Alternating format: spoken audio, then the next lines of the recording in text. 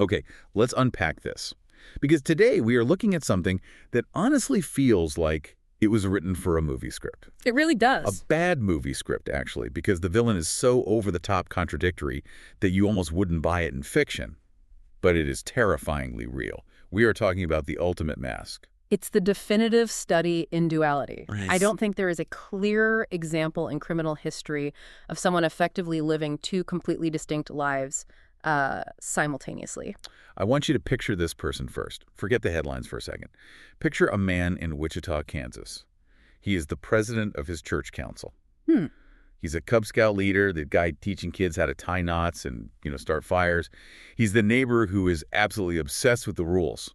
I mean, he's out there with a tape measure, checking the height of your grass to make sure it's compliant with city code. Oh, that guy. We all know that guy. Exactly. He's scolding you for putting your trash can out 10 minutes too early. Yeah. He is a pillar, albeit a very annoying one, of the community in Park City. A seemingly normal, somewhat prickly, bureaucratic neighbor. The kind of guy you avoid making eye contact with because he's going to lecture you about your hedges. Yes. But then the sun goes down. And this same man, the one worrying about the length of your fescue, is breaking into homes, terrorizing families, and carrying out some of the most brutal, sadistic murders in American history. We are talking, of course, about Dennis Rader. Known to the world by the moniker he gave himself, which is a whole psychological study in its own right. BTK. Find, torture, kill. It's a name that just hits heavy in your stomach. And the thing that blows my mind is the timeline. This wasn't a spree that lasted a summer. We're looking at a timeline that stretches from the mid-'70s all the way to his arrest in 2005. That is 30 years. 30 years. So the mission for this deep dive isn't just to recount the crimes, though we have to do that to understand the reality of it, but I want to figure out the how and the why. How does someone maintain a facade of total normalcy for 3 decades? And not just normalcy, but authority. That's the central paradox. We often hear about the banality of evil, right? That phrase Hannah Arendt coined about Nazis who were just bureaucrats following orders. Right.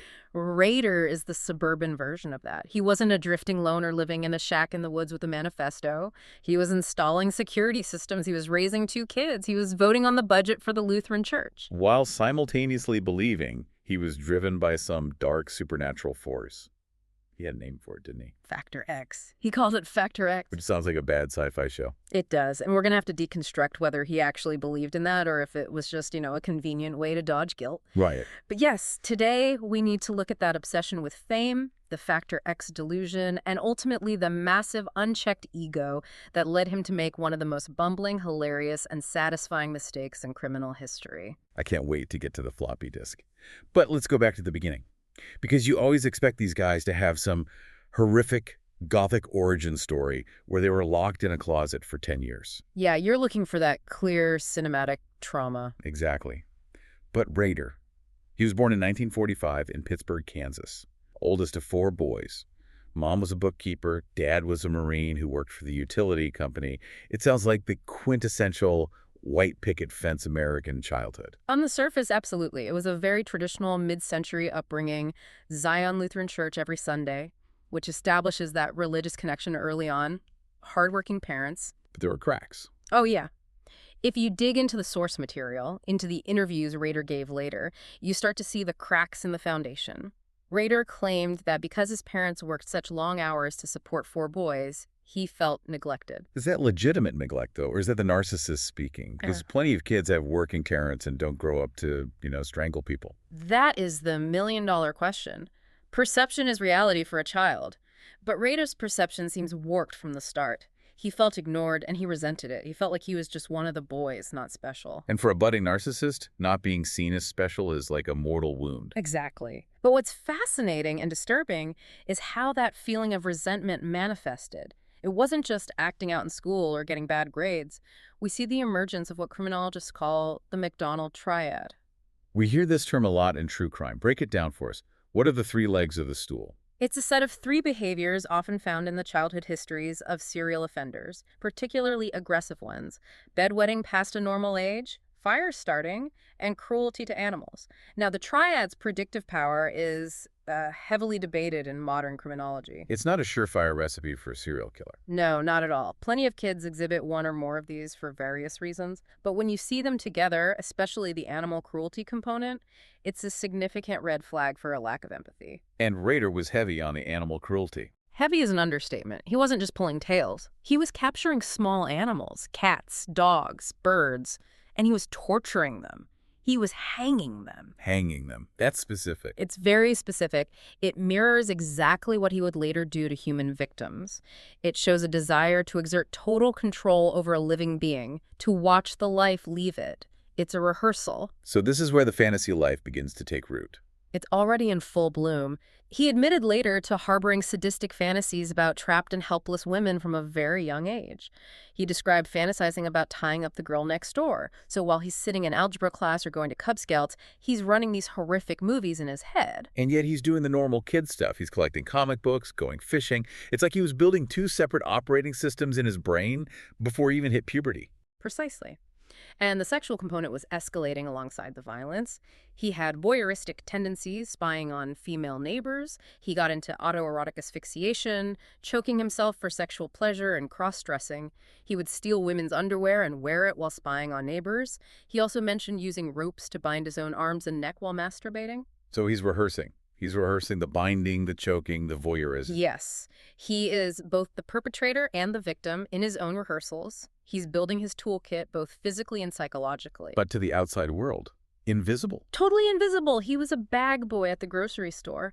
One classmate described him as having utterly no humor and said he just hung back in the background. He was a non-entity. And for a narcissist, being a non-entity is painful. It's fuel for the fire. The fantasy world is where he's powerful and important, while the real world is where he's a nobody. Exactly. Which might explain the next step in his life.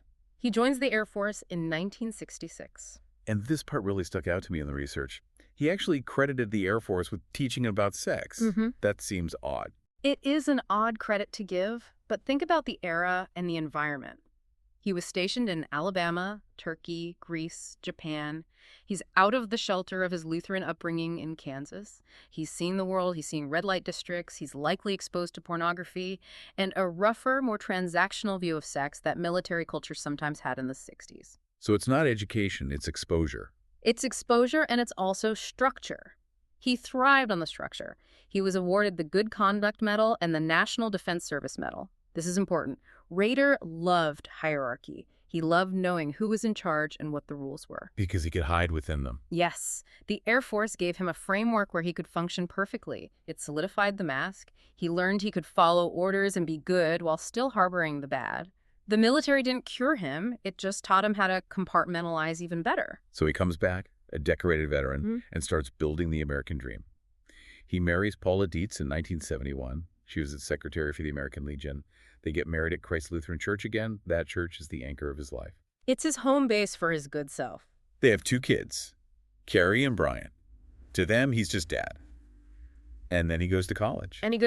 He gets a degree in administration of justice from Wichita State University. He graduated in 1979. Wait, 1979? That's literally the height of his killing spree. The irony is suffocating. He is studying criminal justice, learning how police catch bad guys, while he is actively murdering people and taunting the police. He's sitting in class taking notes on evidence collection, then going out and, not being great at cleaning it up, but still getting away with it. He also works at the Coleman Company for a bit, which is where he met two future victims, Julie Otero and Catherine Bright. So he didn't hunt far afield. No, he was an opportunistic hunter within his own ecosystem. He stuck to what he knew.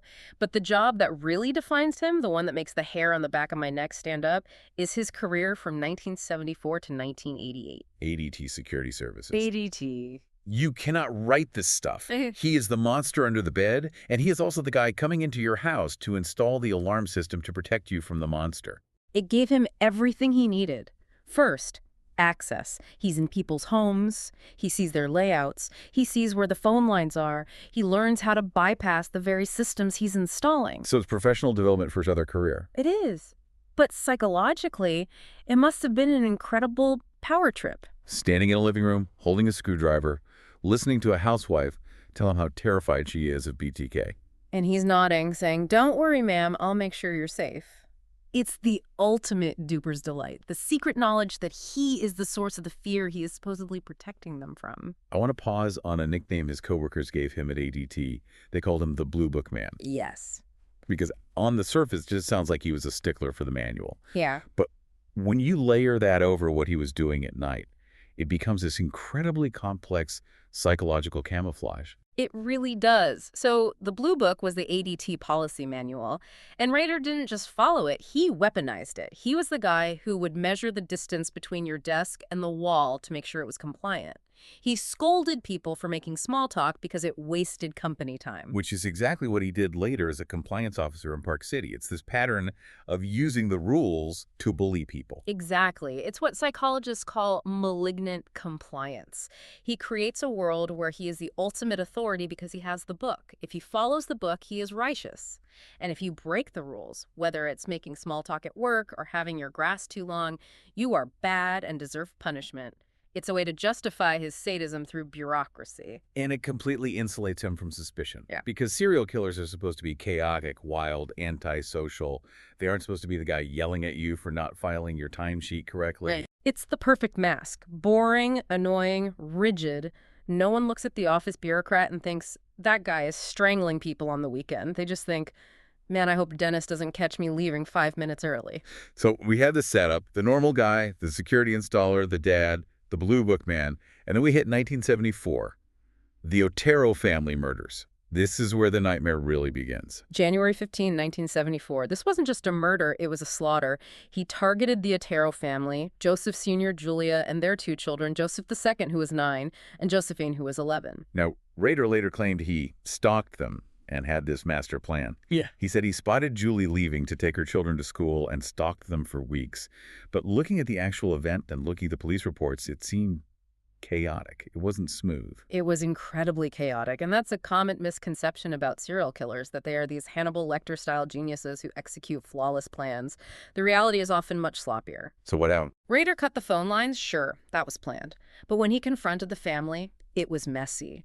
He broke in, confronted them at gunpoint with a .22 caliber pistol, and told them he was wanted in California. The I'm a wanted man ruse. Just do what I say and no one gets hurt. Exactly. It's a control tactic to keep panic at bay. He bound them. But then the reality of the situation set in. Joseph Sr. complained of a cracked rib, and Rader actually put a pillow under him to make him comfortable. Before killing him. Yes.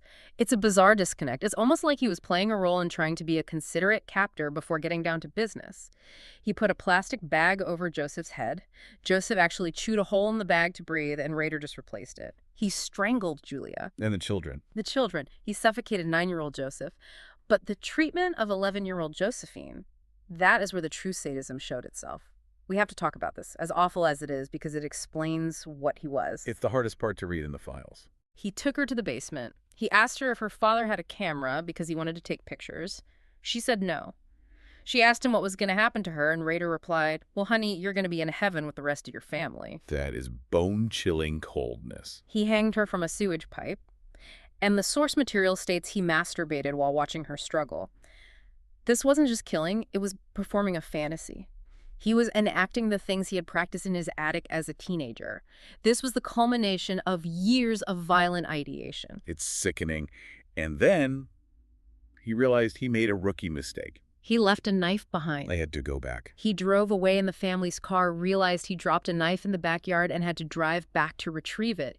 He was terrified.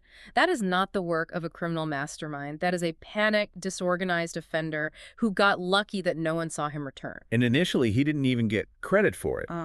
The police arrested 3 brothers who were involved in local crime, thinking it was a gang hit or a drug deal gone wrong. And this drove Rader crazy. His narcissism couldn't handle someone else owning his work. It ate at him.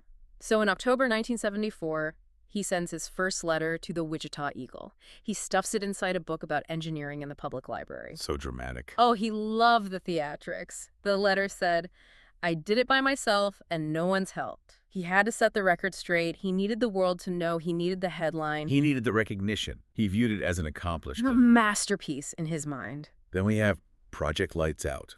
This is Catherine Bright, later in 1974. And this one went even more wrong, didn't it? It went sideways immediately. He broke in, waiting for Catherine. He knew her from the Coleman Company, but he didn't know her brother, Kevin, was home. Surprise. A huge surprise. He tried to control them both. He even made Kevin tie up his sister. But then Rader tried to strangle Kevin, and Kevin fought back. A gun had gone off accidentally earlier, which panicked Rader. Then he shot Kevin in the forehead. But Kevin survived. Kevin played dead. It's incredible. He played dead, waited for Rader to leave the room, and then managed to run from the house and flag down neighbors. He gave a description, but it was vague. Bushy hair, crazy eyes.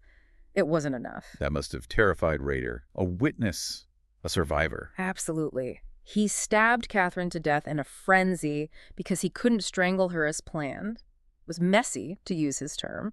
He preferred total control, and here he had lost it completely. He actually laid low for a while after this because he was sure Kevin would be able to identify him. But he evolves. By 1977, with Shirley V. and Relford, he's refining his methods. And this one, the callousness is just next level. He locks her kids in the bathroom. With toys. With toys. Here, kids, play with these while I murder your mother in the next room. This was a random target. His intended victim wasn't home, so he just went to the next house. He pretended to be a detective showing a picture to get in the door. Once inside, he pulled a gun. He couldn't tie up the children effectively. There were too many moving parts, so he barricaded them in the bathroom. It's that compartmentalization again. He wanted the children out of the way so he could focus on his fantasy, but he also didn't want the noise or the chaos. So he managed them. It's chillingly bureaucratic. It's like putting a meeting on hold. And then Nancy Jo Fox in late 1977. Project Fox Hunt. This is where we see the ritual becoming very established. He cut the phone lines. He broke in. He told her he needed to bind her for the deal to work. That's part of my deal, he told her. I gotta have them or it won't work. He was treating it like a transaction, like a business deal. And the strangulation? He was experimenting. He would loosen the belt, let her regain consciousness, then tighten it again. He was playing with the edge of life and death. He wanted to prolong the experience, to study it. And then, casual as anything, he calls the police the next day from a payphone. I'm reporting a homicide. He told them exactly where the body could be found. He wanted them to find her. He wanted the chase. This wasn't just about the act anymore. It was about the aftermath, the public reaction. This brings us to the persona. He wasn't just killing in the shadows anymore. He was building a brand. He was like a marketing manager for his own atrocity. He really was. In 1978, he sends a letter to KKTV. And listen to this quote. It's pathetic in its desperation. How many do I have to kill before I get a name in the paper? He's begging for a headline. Pay attention to me. He even workshopped names. He suggested the Wichita Strangler, the Garut Phantom, and of course BTK Strangler. He was literally branding himself. He wanted a catchy acronym like the Son of Sam, who was huge in the news at the time. He was jealous of other serial killers. Deeply. He saw it as a competition. And this is where he brings up Factor X. Let's dig into this. What exactly did he mean by that? He claimed it was a supernatural element. He compared himself to Jack the Ripper and Son of Sam, implying he was possessed by a demon or a dark force. He wrote, "When this monster enters my brain, I will never know." Do you think he believed that? Or was it just a way to say, it's not my fault? I think it's the latter. It's a convenient dissociation. If it's Factor X doing the killing, then Dennis Rader, the church president, can still be a good guy. It allows him to live with himself. But if you look at his preparation, his stalking, his blue book planning, that's not a demon. That's a man making choices. It's an excuse, a prepackaged defense for a trial that hadn't even happened yet. Precisely. And he was writing poetry. Twisted, terrible poetry. Shirley Locks and "Oh, Death to Nancy." Oh, that's right, the parody song. It was doggerel. "Oh, Death to Nancy" was a parody of the folk song "Oh, Death." It shows a profound immaturity. He's taunting the police, taunting the community. The police even tried to communicate back with subliminal messages on TV, flashing, "Now call the chief" on the screen for a split second during news broadcasts, hoping to trigger him to turn himself in. Did that work? No. But it shows how desperate the police were. They were trying everything. They were in a public dialogue with a killer. Then we have the Anna Williams incident in 1979. He waits in her house for hours. She doesn't come home. He leaves. And he is furious. He was livid. He wrote her a letter. "Oh, Anna, why didn't you appear?" He was personally offended that she ruined his evening plans by not coming home to be murdered. That is next-level narcissism. It shows how self-centered his worldview was. The victims weren't people to him, they were props in his play. And when the prop didn't show up on stage, he threw a tantrum. He even included items he had stolen from her home in the package just to prove he was there. After that, things go quiet. The murders stop. The police think he's dead or in jail or maybe moved away. The Ghostbusters Task Force, which was the actual name of the police unit, is running down leads, but they've got nothing. But he wasn't gone. This is the hiatus. But as we know from the source material, it wasn't really a hiatus. It was just a change in frequency. He was still engaging in autoerotic asphyxiation. He was taking photos of himself in masks and women's clothes, pretending to be his victims. He called them his projects. So he's still feeding the beast, just in a different way. Exactly. He dug pits in the ground to hide his trophies, his hidey holes, as he called them. He was still actively curating his secret life, just without the actual homicides. And, of course, he was raising his family, working at ADT, just living life. That's the scary part. He could turn the volume down on the killing, but he couldn't turn off the radio. The hunger was still there, and it boiled over again in 1985. He breaks the silence, or the killing silence, in 1985 with Marine Hedge, Project Cookie, and this detail, I had to read this 3 times to believe it. He killed her, put her in the trunk of his car, and took her where? To his church, Christ Lutheran Church. He took a dead body to his church. He had a key. He was a trusted member of the congregation. He used a Cub Scout outing as an alibi, told everyone he had a headache, and left early. Then he went and abducted and killed his neighbor, Marine Hedge. And brings her to the one place that represents his good self. He took her inside, posed her in various states of bondage in the sanctuary, and took photographs. He even covered the windows with garbage bags so no light would escape. That is, I don't even have a word for it. It's blasphemous, obviously, but it's also this ultimate domination, taking his dark secret into the holiest place in his life. Why do that? It's the ultimate integration of his two lives. He is literally bringing his victim into the center of his good guy persona. It's a power trip of the highest order. I can do this here in God's house and no one knows. It's him spitting in the face of the morality he pretended to uphold. And then just dumping her in a ditch. Correct. The ultimate defilement, followed by the ultimate discard. Then 1986, Vicky Wigerlow, Project Piano. He dressed as a telephone repairman, again using the service worker disguise. Using his ADT hard hat, he was using the props of his legitimate job to facilitate his murders.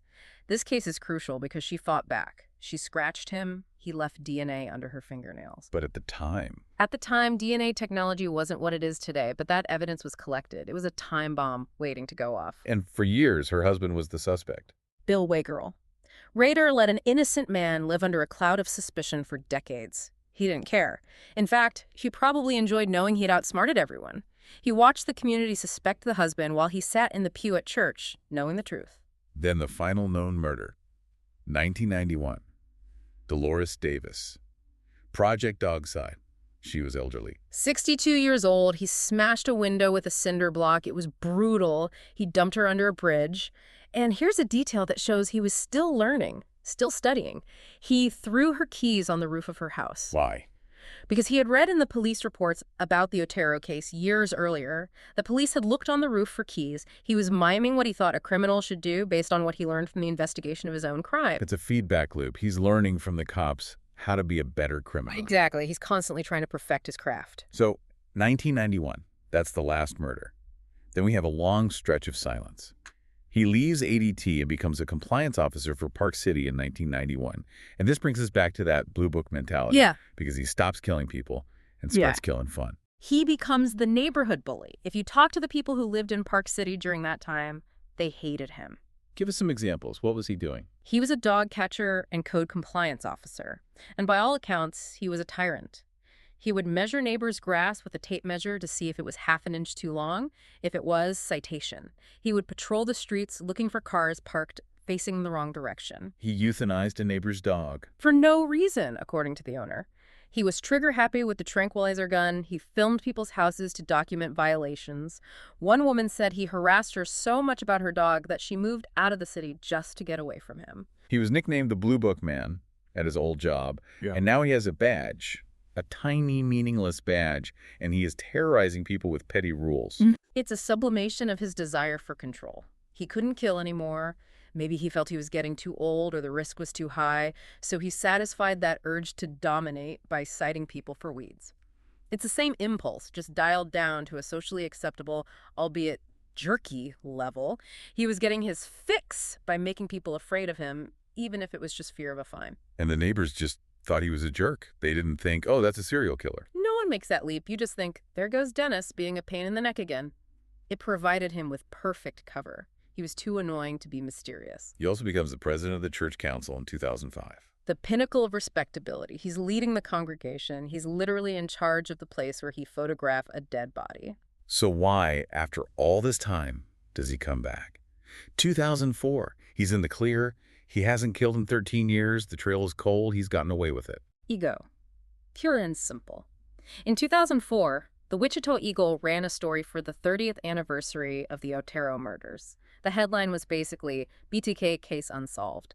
And the article implied that maybe people had forgotten, or that he was dead, or that he was in prison for something else. It called him a ghost. He took that personally.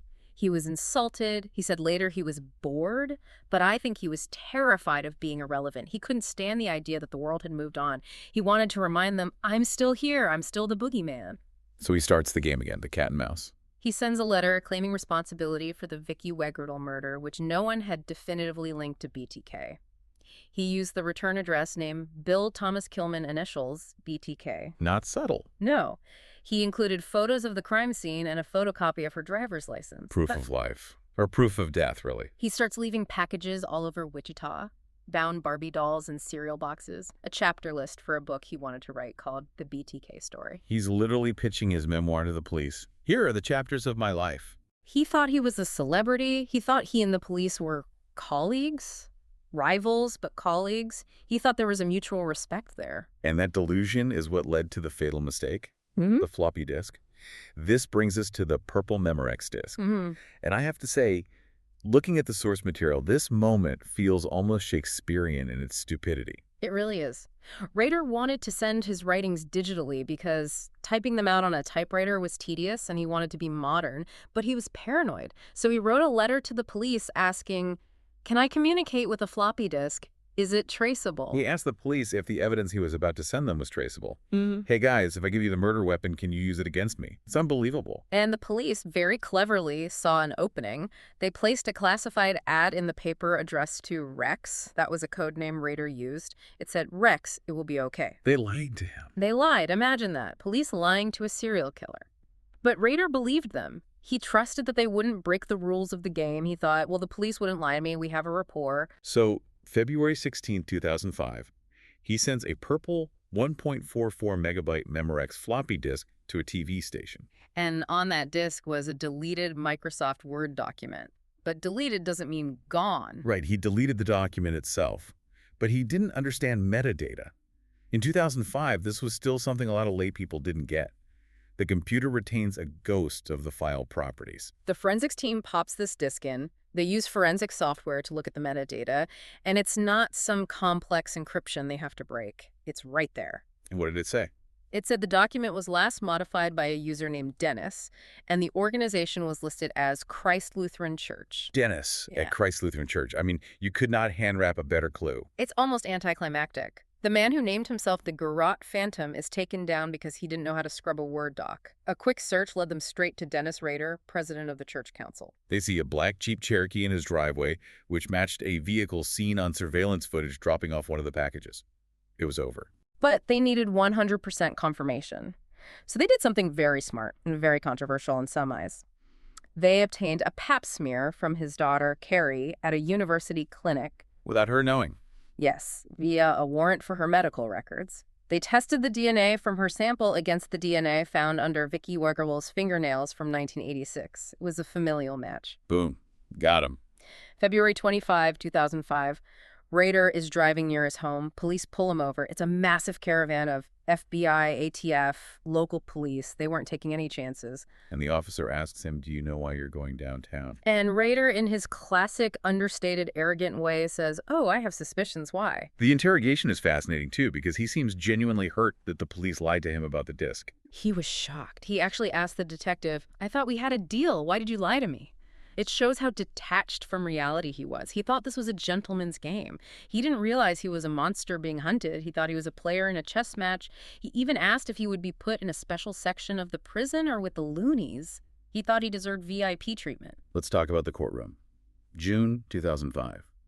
He pleads guilty to 10 counts of first-degree murder. And the performance, because that's what it was chilling. He stood there and described the murders in a long, rambling 30-minute monologue, but there was no emotion, no remorse. He called them projects. The Otero Project, the Fox Project. The plea hearing is where we really see the mask slip, or rather, we see that the mask is the man. He wasn't just correcting the judge, he was taking minutes. It was a church council president presiding over his own sentencing. There's this incredible moment where the judge asks about the weapon used on the Otero family, and Rader interrupts to clarify that it wasn't just a rope, it was a specific type of knot he learned in the military. That's that compartmentalization we keep touching on, but dialed up to 11. He's discussing the murder of a child with the same emotional effect as discussing a zoning ordinance. It validates the diagnosis of OCPD, obsessive-compulsive personality disorder, alongside the psychopathy. He wasn't ashamed of the act. He would have been ashamed of an inaccuracy in the record. He needed the historical record of his projects to be precise. The sentencing was inevitable. 10 consecutive life sentences, 175 years. Kansas didn't have the death penalty at the time of the crimes. So he's in El Dorado Correctional Facility, rotting away. The psychological evaluation diagnosed him with narcissistic, obsessive-compulsive, and antisocial personality disorders. Classic psychopath. We have to talk about the collateral damage here. We can't tell this story without talking about his family. His wife, Paula, got an emergency divorce immediately. But his daughter, Carrie Rawson, she wrote a book, A Serial Killer's Daughter. Her story is absolutely heartbreaking, and I think it's essential reading. She describes a loving father, a dad who took them camping, who taught her how to fish, who protected her, and she has to reconcile that man with a man who murdered 10 people. It's a level of cognitive dissonance I can't even imagine. In her book, she talks about the struggle to forgive, but also the horror of realizing she lived with a monster. She talks about how finding out the police used her medical records to catch him was a violation, even if it was for a good cause. She felt used by everyone. She also revealed diary entries suggesting he may have abused her as a child, which adds another layer of darkness to his good dad mask. So even the good life might have been a complete lie. It seems that way. In recent news, this didn't end in 2005. No. In 2023, Rader was named as a prime suspect in cold cases in Oklahoma, specifically the disappearance of Cynthia Dawn Kinney in 1976. And they found trophies at his former property. Buried items, bondage gear, drawings. It seems he's still secrets he kept even after his confession. He's in his late 70s now, in a wheelchair, but the investigation is still ongoing. He's still trying to control the narrative from behind bars, drawing maps for police, playing the game. So what does this all mean? We've looked at the crimes, the duality, the ego, but when you step back, what is the lesson of Dennis Rader? I think the lesson is about the mask. Rader wasn't a genius. He was a narcissist who got lucky for a long time. But the scariest part isn't the Factor X or the supernatural stuff. It's the compliance officer. The guy measuring the graph. Exactly. Rader lived among his neighbors for 30 years. He was the guy enforcing the small rules, grass height, leash laws, trash cans, while simultaneously breaking the biggest moral laws of humanity. It forces you to look at authority differently. It does. It forces us to ask, how well do we really know the people in positions of minor authority around us? The people who crave that little bit of control. Rader hid behind the veneer of a good citizen. He used the church, the scouts, and the city badge as camouflage. He masked his chaos with rigid order. Precisely. And in the end, it wasn't police brilliance that caught him, really. It was his own need to brag. If he had stayed silent in 2004, he might have died a free man, and we would have never known. That is a terrifying thought. Yeah. He told on himself because he couldn't stand the silence. Vanity was his downfall. Not justice, not detective work. Vanity. Well, that is a heavy load to carry, but a necessary deep dive into the nature of deception. Dennis Rader, the man who wanted to be a myth, but ended up just being a sad old man with a floppy disk. A dark but important reminder to look deeper at the surface of things. Absolutely. Thank you for walking us through this nightmare. And to you listening, thanks for diving deep with us. Keep your eyes open. You never really know who is measuring your grass. Stay safe. We'll catch you on the next deep dive.